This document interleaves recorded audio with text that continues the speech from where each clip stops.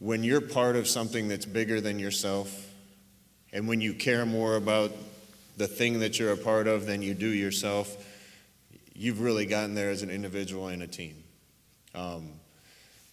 Sacrifice is hard. Sacrifice is being selfless. It's putting other people's needs and the needs of the team ahead of your own. And it goes all the way to the most important feet that have ever walked this earth.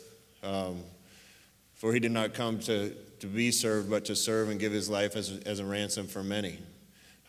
Sacrifice, giving of yourself for others. I want to stop and tell you a story real quick about sacrifice. Probably the best leader that I've ever been around for an extended period of time was Coach Osborne at the University of Nebraska. He's my hero. We were in a team meeting room just like this when I was a junior in college. It was 1996. And usually in these meetings, most of us would be asleep like some of you are going to be at the end of my speech, because Coach Osborne would sit there with his clicker and play video for us. And we're watching offense and watching our practice and watching our practice and watching our practice, then watching a videotape of the next opponent we're playing. And back then, he used to make me audible based on the front. And if they're an over front, I check this. If they're under front, I check this. If the nose is on the right and the three techniques on the left, I check this. And it just ad nauseum, he would sit there and ask me questions. What are you going to check here, Scott? 34 trap and 11 base, coach. Good. What are you going to check here? 48 counter trap and 32 option, coach. Good. And I could do it in my sleep, honestly. And half the time I did because I was asleep in the auditorium. So one day in particular, we're sitting and watching all this video, and it was out of character for him, although he was always teaching us stuff, and we didn't really know it as a great leader. And he stopped the tape in the middle of our meeting, and he said, I want you all to take out a pen and a paper. So if you got a pen and a paper, take it out.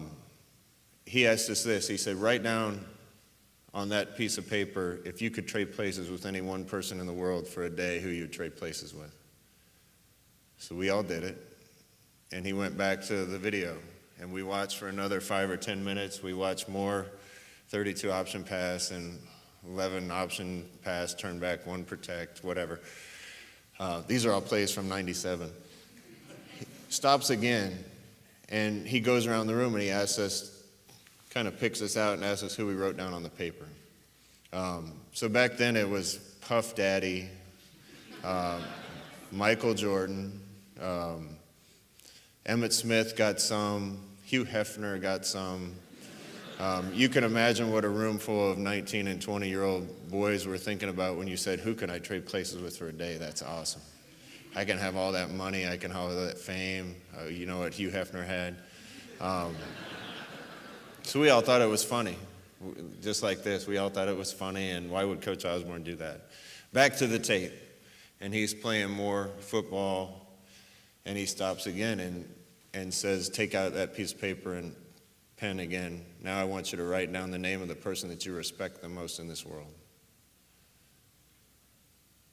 Back to the tape, we're watching, and then he went back around the room again, and he asked us who it was.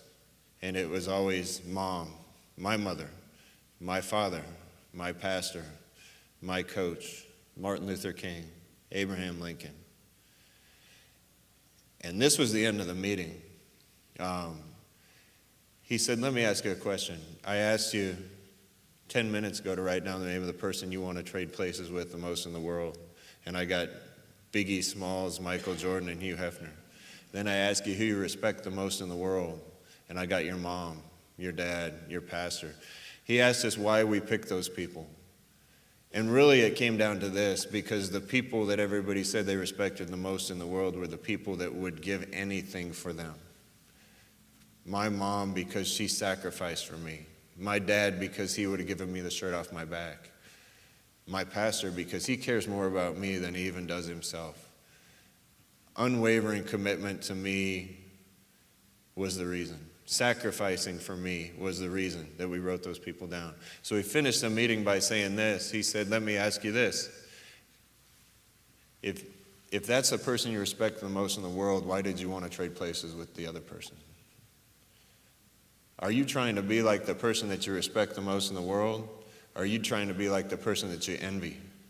Are you trying to be like the person that sacrifices for you and respect? Or are you trying to be like the person that has a little bit more than you have? He said, we need to be spending our time being like your father, like your mother, like your pastor. And the reason you respect them is because they'll do anything for someone else. It's a lesson, that's not made up story, that's true. He did that in 1996. I remember it to this day, verbatim to this day, because it changed me. I do it with my team now. But sacrifice. If you want to be great at anything, you sacrifice. You give of yourself for other people. As a leader of Nebraska's football program, I don't see myself as the pinnacle of that university and that athletic department. I see myself as a servant of the players and the other coaches to try to help them be the best they can be. That's what any great leader is. I set the direction, I set the tone, but at the end of the day, I give of myself to try to make everybody around me better. One of my favorite quotes of all time, I use one of my many military references I use. Back in World War II, there was a Royal Air Force pilot named Vivian Rosewarne that flew missions over Europe.